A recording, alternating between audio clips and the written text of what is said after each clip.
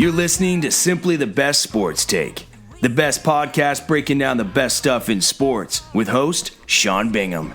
His takes are so good, he dropped the mic, but then you wouldn't be able to hear him, and that would suck. Welcome into STB Sports Take, Simply the Best Sports Podcast. I am your host, Sean Bingham. We've got a great lineup for you today. We are on YouTube, we are on Spotify, Apple Podcasts, Google Podcasts, Anchor Podcasts. Everywhere you get your podcasts, we are there. Thank you for being here. Please hit that subscribe button, and as usual, you can check out the description on whatever platform you're watching or listening on, and you can see the timing at which we hit different segments.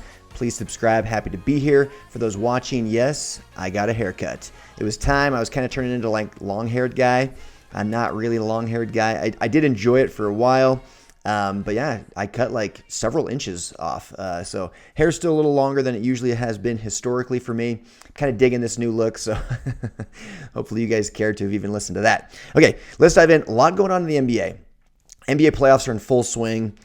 So many topics I want to hit today. The first one I want to lead off with, though, is these incidents with the fans. How wild is this getting? So last night we had two incidents. One, you have Trae Young getting spit on, okay, in Madison Square Garden. So Atlanta Hawks star guard Trae Young gets spit on from a guy in the second row. Looked like he was sitting right behind 50 Cent, by the way. Gets spit on. They did confirm through other video and things like that. He did indeed spit on Trae Young. He's been banned indefinitely from the Garden. I don't know if there'll be any sort of other legal action. I don't know if there is legal action you can take for somebody spitting on you. I don't know how that works, but the guy's an idiot. I mean, what on earth are you doing spitting on an NBA player right in front of you? Like, how disrespectful and dumb are you? And then the other one was the other night with Russell Westbrook. He's leaving the game with an injury in Philadelphia against the Sixers, and a fan dumps popcorn on him. What are we doing? What are we doing with this? I mean, if you're there to watch these star NBA players, we're finally able to go back to arenas. We finally have the pandemic starting to go away a little bit. They've just now opened up arenas to more than just a few thousand fans. Now we've got 10,000 plus fans in several arenas in these playoffs, and fans are going to ruin it by dumping popcorn on players and by spitting on them. And by the way, you'd never in a million years do that if they weren't a player. You'd never do that to somebody that you thought even for 1 second would have a chance at coming back at you. You feel very protected as a fan that the player's not going to do anything. They're not going to rush into the stands, and you'd never do that. So don't do it. Don't ruin it for the rest of us. Don't disrespect the game like that. Don't disrespect the players like that. It actually really, really bothers me. It really pisses me off, to be quite frank, that the fans are doing that. Just go and enjoy the game. Go and enjoy being back in the arena. Respect it, appreciate it, be happy about it, and just sit back and enjoy the show. Don't try and be part of the show. Don't try and ruin the show for everybody else. So that's my take on that. Okay, now to the actual games themselves. The Clippers are hilariously down 2-0 to the Dallas Mavericks. I mean, this is just the most beautiful piece of karma that I've ever seen in the sporting world. The Clippers tanked at the end of the season, losing to the Rockets and the Thunder, the two very worst teams in their conference. They lose back-to-back games against those teams to finish out the season, which slipped them just low enough to fall into the 4 seed to avoid the 3 seed, which of course would have pitted them against the Lakers in the second round. We all know that that's what they were doing. They were tanking on purpose to avoid playing the Lakers, and not only the first round, but even the second round. They wanted nothing to do with the Lakers until the conference finals. And for those that don't think that's the case, for those that think they were just resting for health purposes, A, they weren't injured, and B, Chris Broussard on FS1 reported this morning that he has an inside source close to the situation who confirmed that's exactly what they did. They tanked on purpose to avoid the Lakers. I mean, we all know it. The Mavericks knew it, and Mavericks now have a chip on their shoulder, and they are just taking it to them. Up 2-0 in Los Angeles. The series now goes back to Dallas with the home team having a 2-0 edge. This series is over. The Clippers, as we know it, are over. This is karma at its finest. They tank, and it comes back to bite them. They're not going to even sniff the conference finals. Okay? The Clippers are done. This Kawhi and PG thing is a complete and total bust. And I'm loving watching it. And somehow they can't defend at all anymore. This was their calling card, supposedly. Patrick Beverley, Kawhi Leonard, Paul George. It's supposed to be the best piece of guard forward defenders in the entire league. and they cannot stop Luka for the life of them. Luka is just shredding this defense right now. Everyone that tries to guard him is looking like a fool. The Clippers actually played pretty well offensively in their last game a couple nights ago, but they just look absolutely ridiculous, having tanked and losing 2 games in a row at home. And the whole sporting world is watching as this happens. Could they come back from down 0-2? Yeah, of course they could. I just don't see it happening. I don't see it happening. It's going back to Dallas. Dallas has all the momentum. They have all the confidence. And even it's funny how we keep doing it, and I've been guilty of it. I did say that the Clippers did not scare me as a Jazz fan. I've been very vocal about that on this podcast for months now. I've said the team that scares me the most by far is the Lakers. I'm not scared of the Clippers. I'm not scared of the Blazers or the Mavericks or the Nuggets. Not even really scared of the Suns. I've said that all along. I'm certainly not scared of the Grizzlies. I've said that for months, that the Clippers, they would scare me the most. Them and the Suns, right there after the Lakers. But the Lakers are really the only team I was super worried about. I also wanted to avoid the Lakers until the Western Conference Finals. Hopefully the Jazz get that wish. Right now it's looking like the Mavericks will probably beat the Clippers, and then the Jazz would match up with the Mavericks in the second round, which I would welcome that. To be quite frank, I think the Jazz match up better against the Mavericks. I would rather play the Mavericks. But the Jazz are not the type of team that would ever tank to get that. The Jazz were pushing for that number 1 seed. The Clippers were pushing to fall out of the potential 2 seed, out of the 3 seed, into the 4 seed. They had a chance at one point for the 2. It was unlikely. The Suns had a couple games lead on them. But the 3 was like a done deal. The Clippers were the 3 seed. It was a done deal. They look at the standings. They watch the Lakers slip into the play-in game, and they're like, we want none of this. We want to go all the way down to the 4. We'll take our chances against this Mavericks team, who they clearly didn't respect. We'll take our chances against a potential Suns or, not Suns, but Jazz team, potentially the Suns if the Suns had flip-flopped with the Jazz, which was really up until the very last game of the regular season. The Clippers disrespected the entire conference with the exception of the Lakers, and it's coming back to bite them in the most beautiful irony, karma you've ever seen. And I love it. I hope they get swept, honestly. That team's going to get blown up. It's just, I've said time and time again, when expectations are really, really high, it's easy to fall short of them. There's a lot of pressure, and not everybody can live up to that pressure and stay cool, calm, and composed under that pressure. The Clippers are proving to be that kind of team. They offensively, again, they played well the other night, but PG hasn't been he couldn't get out of the first round in OKC with Russell Westbrook when it looked like they were just like hot stuff, like 2 superstars, look at us. Couldn't get out of the first round, lost to the Jazz, by the way. He goes to LA with the Clippers. Can't get out of the second round last year on a team that was favored to win the entire thing. Couldn't get out of the second round. Lost a 3-1 lead, to the Nuggets. Now this year, they tank to get the Mavericks and immediately fall down 0-2. It's just one of the all-time busts in the history of potential super teams that I've ever seen. Big moves in free agency. I mean, when the Clippers landed Kawhi and Paul George on the same night, the entire NBA world went berserk, just like, well, shoot, they were crowned champions. They have not even made a conference finals, and it doesn't look like they will. And next year, you will not see Paul George and Kawhi Leonard both on this team. You won't. There's options for Kawhi to leave. They're going to be gone. It's going to get blown up. It's not happening. PG is not that guy. PG is not that guy. So again, the expectations were too high. You want to underpromise, overdeliver. They did the opposite. They overpromised, underdelivered. You don't want to do that. That's not good. That's not a good strategy in life. Okay, now to the Jazz series. The Jazz, I talked about how I was frustrated that they didn't play Donovan Mitchell in Game 1. They lose. And it was kind of a similar thing with the Clippers, kind of like basically telling your opponent, we think we can beat you, so we're not even going to play our star. That's what they did by saying, we think we can beat the Mavericks, so we're going to actually lose on purpose to play you guys first. And the Mavericks stuck it to them, and the Grizzlies stuck it to the Jazz in Game 1.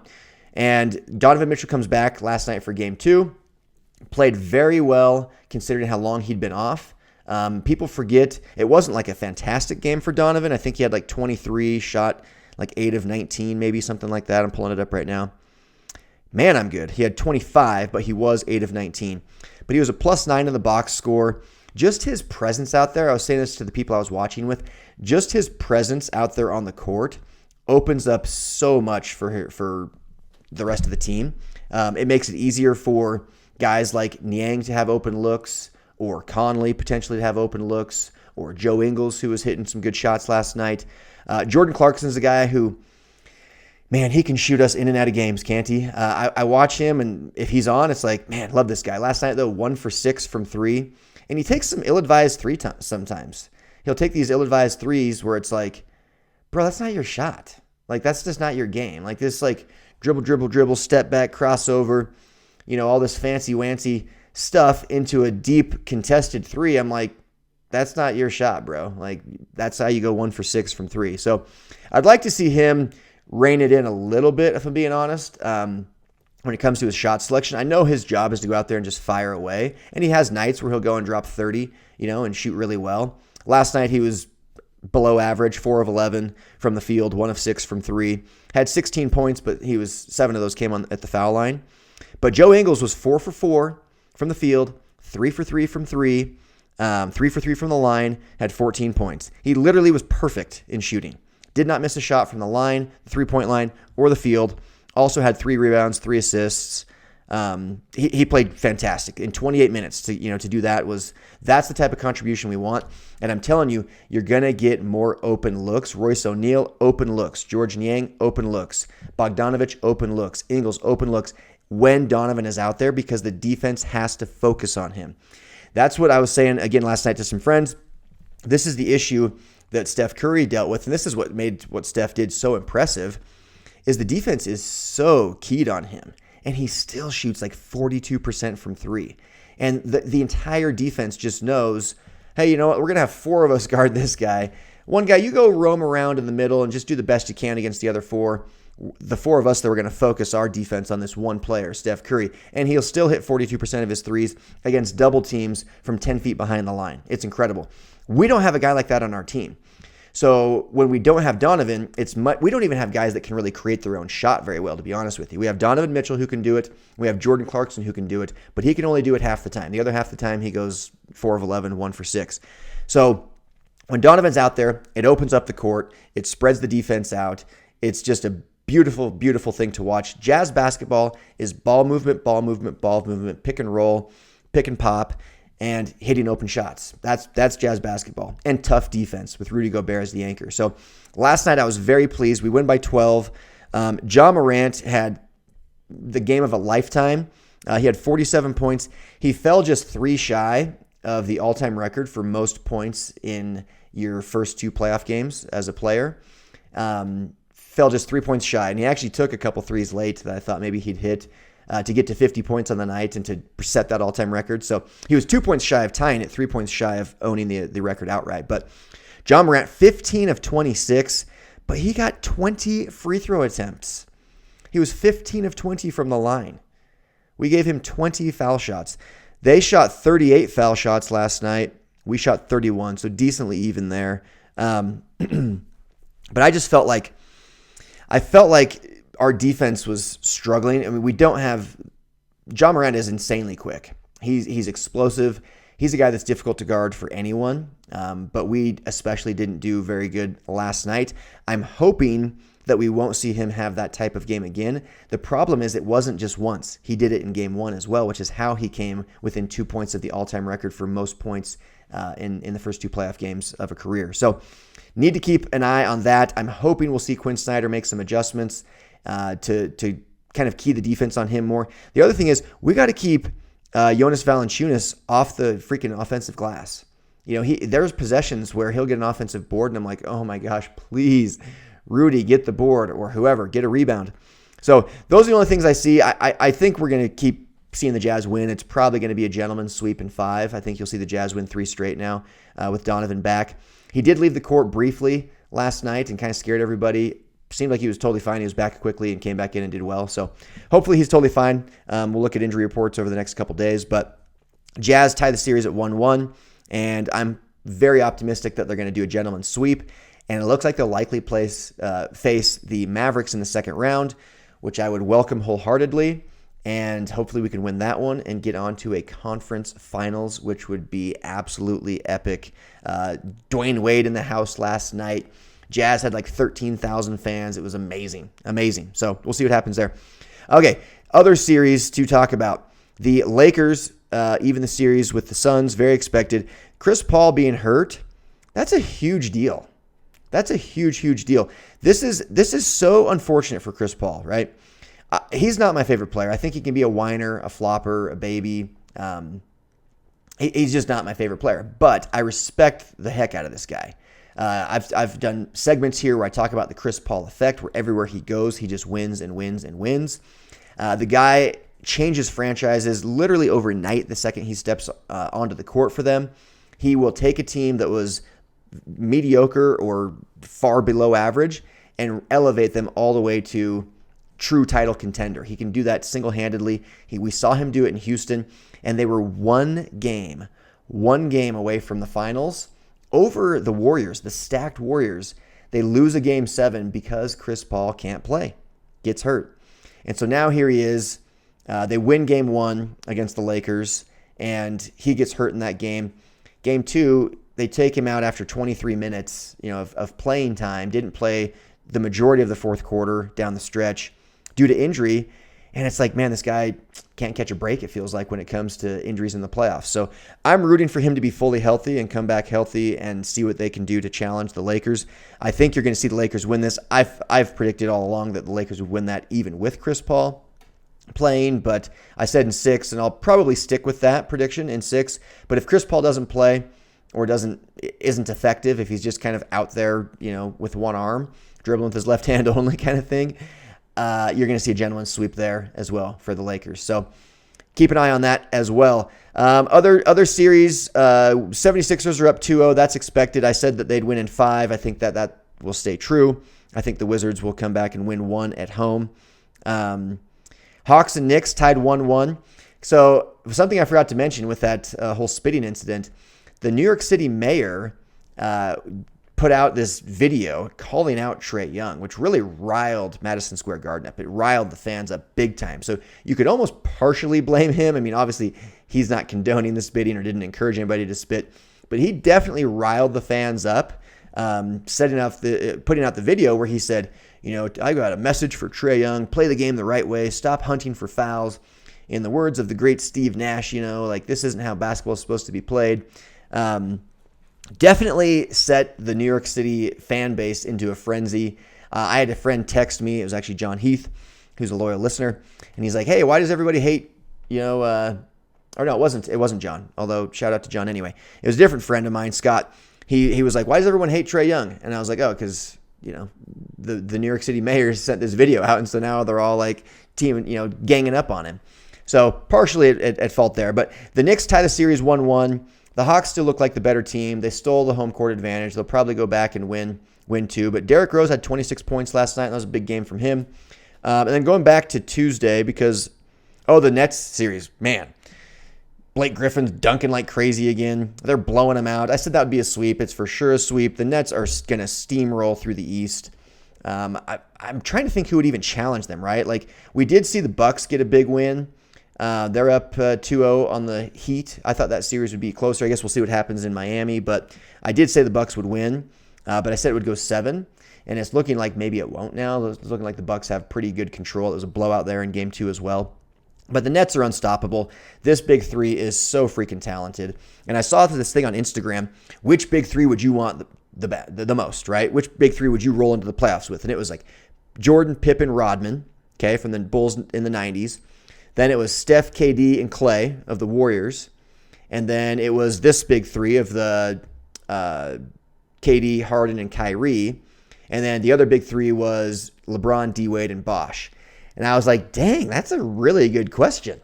I think, for me, I'm just such a Jordan supporter. To me, Jordan's the all-time great. And even though the superstars of that Jordan big 3 are clearly the weakest, with the exception of Jordan, the chemistry and the fit of that big 3 is probably the best. Right there with the KD, Steph, and Clay big 3.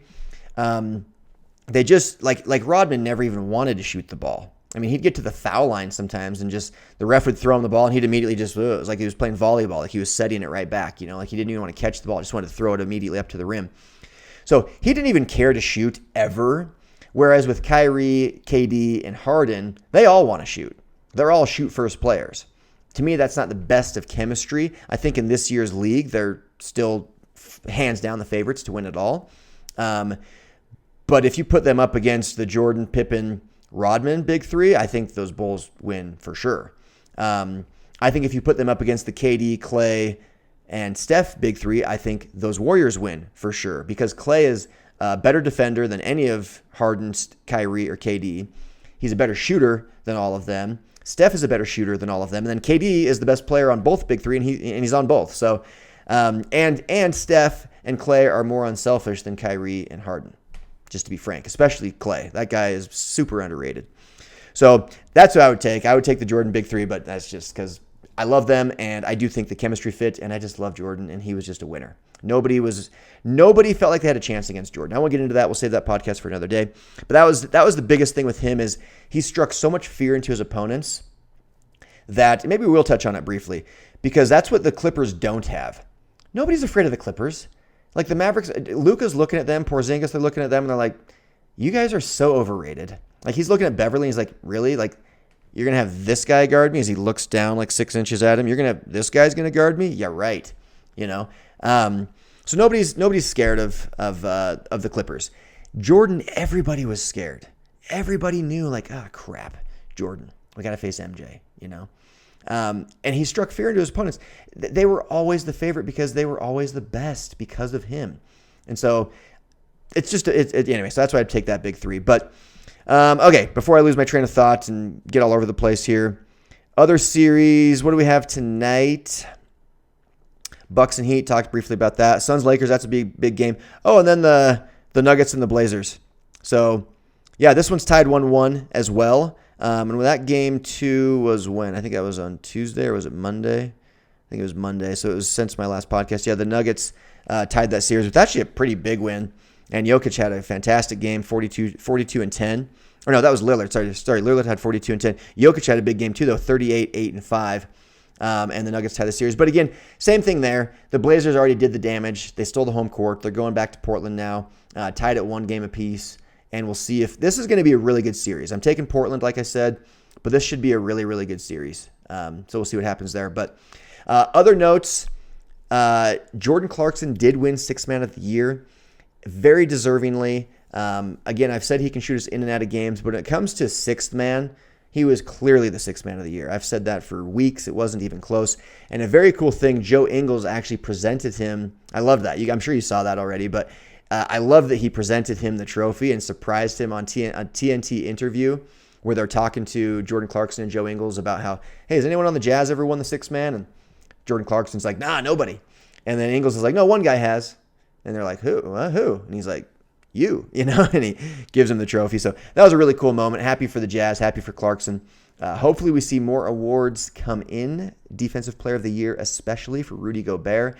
He had did you see that block he had against Ja Morant last night? It was like that guy versus that guy. You know, it's like Ja Morant just going up with just those springs in his legs, explodes up, cocked the ball back, just ready to just punish the rim. And he's that guy that can dunk on people and posterize you. Rudy's like, nah, not tonight. Jumps up, two-handed block, just boom, ball on ball. It was one of the sickest blocks I've seen, and it was truly like, it was like two superheroes going up against each other at what they do best, and Rudy won the battle. Loved it. So that's it for the NBA playoffs. That's my update. That's my opinion. And you guys, please subscribe to the podcast. Please check us out on all the platforms. Whichever one you're listening or watching on right now, do me a favor, subscribe right now if you haven't already. You guys are awesome. I will see you next time. I am out. Peace. Thanks for hanging with Simply the Best Sports Take. Don't forget to subscribe to this podcast and check out STBSportsTake.com. Simply the best in sports. 'Cause we are warriors.